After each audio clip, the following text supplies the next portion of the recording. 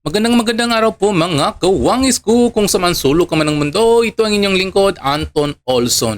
Sa mga kapwa ko OFW dyan sa Middle East, Yumkin, side. Sa mga hindi pa dyan nakasubscribe sa akin, please subscribe my channels and likes ang aking mga videos din. Ngayon napakagandang pag-uusapan natin kasi nga ito naman si Auntie Claire, panay kasinungalingan na lang ang pinagsasabi niya. No? Panay kasinungalingan lang pinagsasabi niya, parang hindi po magkaparehas ang kanyang mga binititawang salita tungkol po sa impeachment. Ngayon, kasi ngayon may niluluto naman, di ba, na impeachment yung mga Makabayan Black na magpapailaman ngayong this coming February sa impeachment trial. Ang purpose noon, talagang gusto nilang lumpuin si BP Sara para sa 2028 hindi na siya makatakbo bilang isang presidential election, maging running for president. Kaso lang sinasabi ni Auntie Claire, hindi po hindi talaga lahat halos ang sinasabi niya magkakasalungat. Ano to? Bayaran talaga to.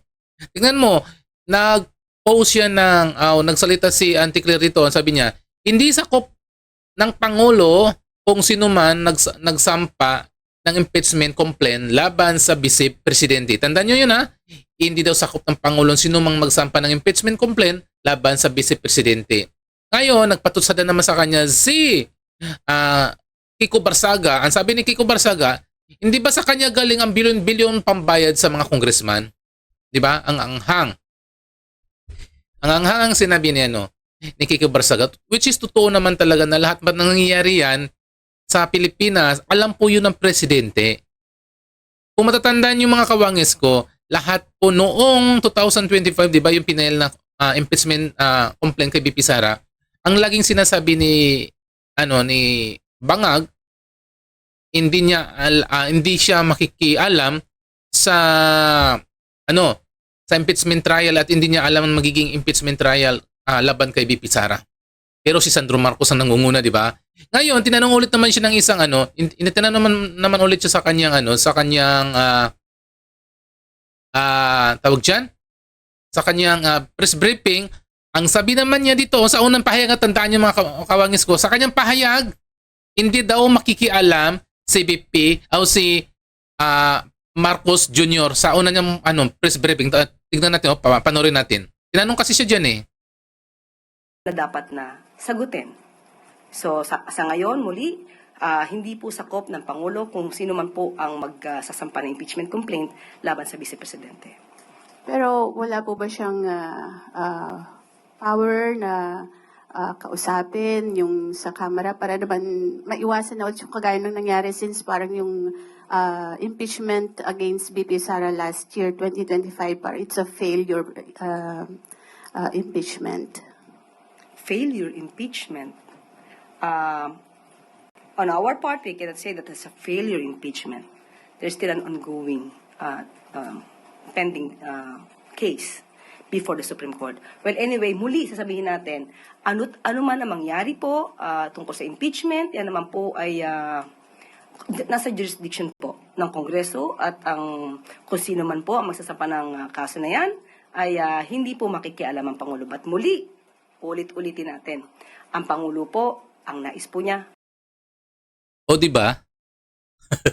Tignan nyo hindi talaga daw makikialam ang Pangulo sa impeachment. Sa impeachment trial. Di ba paiba-iba talaga ang sagot? Alam ang gulo nila, no? ang gulo. Parang nagiging scripted na lahat po ang nangyayari sa sa gobyerno. Lahat po ang sinasagot nila nagiging scripted na lahat. Lalong pa to ang sinungaling na babae na to.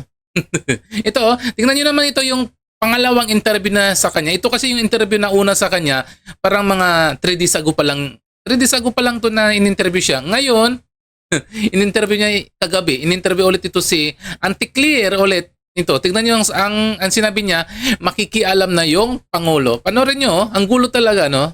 Makikialam na managot yung managot, kagaya daw sa flood control. Tignan niyo ang kanyang litanya, ang babaeng ito. Nung nakaraang araw po ay natanong ko na po mismo ang Pangulo patungkol dyan. Kasi ang sabi po niya at mukhang kauna-unahan ko itong masasabi sa inyo. Naunahan niyo pa po ang press briefing ko. Okay. Ang sabi po ng Pangulo, tinanong ko po siya, Sir, Mr. President, tinatanong po tayo kung ano po yung reaction natin doon sa sinasabing impeachment complaint na isasampa di umano yata ng Makabayan Block. February, oo. Apo, ang tugon po ng Pangulo sa atin ay ititreat niya po ang kasong ito o complaint na to parang pag-treat po niya sa flood control project. Meaning, Managot ang dapat na managot. Pero yung pong word na yon na ititreat niya po, ang impeachment complaint na po, ito, comparable sa flood control projects ng mga maanomalya. So, ganun po ang mangyayari. nung nag-umpisa yung mga initiatives na yan to impeach her, consistent si President Marcos sinasabi niya lagi, I don't see the point bakit siya i-impeach? Parang nag-iba yata ang sinasabi ninyo na ngayon gusto na kung sa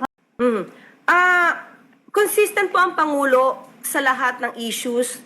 Kung may dapat managot, sinimulan po ito doon sa mahiya naman kayo. Kung may sangkot, so hindi naman po pwede siguro maging excuse or ma-exempt ang isang vice presidente kung mayroon dapat sagutin at kung dapat na may panagutan. Yun lamang po ang nasa Pangulo ngayon. Kung mayroon dapat panagutan, managot. Pero hindi naman po ibig sabihin na siya nagbibintang na po kung kahit kanino. Ebidensya pa rin po ang nais ng Pangulo. O tignan niyo mga kawangis, yung dalang pahayag ni, ni BP Sara. Ni Auntie Clear. Di ba tungkol sa impeachment complaint tungkol kay BP Sara? Di ba ang gulo? Unang-una hindi makikaalam, ngayon makikialam na. Kasi nga alanganin talaga silang na pagdating sa 2028 kasi kapag swertehin si BP Sara sa 2028 na eleksyon, may kalalagyan niya ng mga demonyo na yun, mga satanas, may kalalagyan talaga yan. Kasi ang ginawa nila talaga hindi kaya-aya, pinakulong nila si Tatay Digong, tapos tuloy-tuloy ang impeachment, complaint tungkol kay BP Sara, lalo pa yung mga makakaliwang mag-i-impeach. Tapos sasabihin naman ng palasyo, wala silang kinalaman. Lahat mo nangyayari dyan ay may kinalaman ang palasyo. Tingnan mo, lumabas na yung budget di ba ng 2026? Nako, magbabayaran na naman yan para pumirma sa sa impeachment complaint laban kay BP Sara. Kasi ang mangyayari kasi dyan, aharangin nila talaga yung mga Duterte na makapasok po sa gobyerno bilang isang presidente ng Pilipinas kasi alam na nila yung mangyayari. Kahit nga, di ba si Trililing, talagang tuloy-tuloy ang kanyang mga panggugulo sa mga Duterte. Kung ano-ano na lang mga sinasabi nila, di ba? Sinasabi ni Trililing. Ngayon, kasi ilang ilang timbot na lang, 2028 na magkakaroon ng election time na eh. So sa ngayon yan muna mga kabangis ko yung update natin. Sa mga hindi pa nakasubscribe, please subscribe my channel. Sa mga hindi pa dyan, please lang. Sa mga kapwa ko OFW, masalam and bye-bye.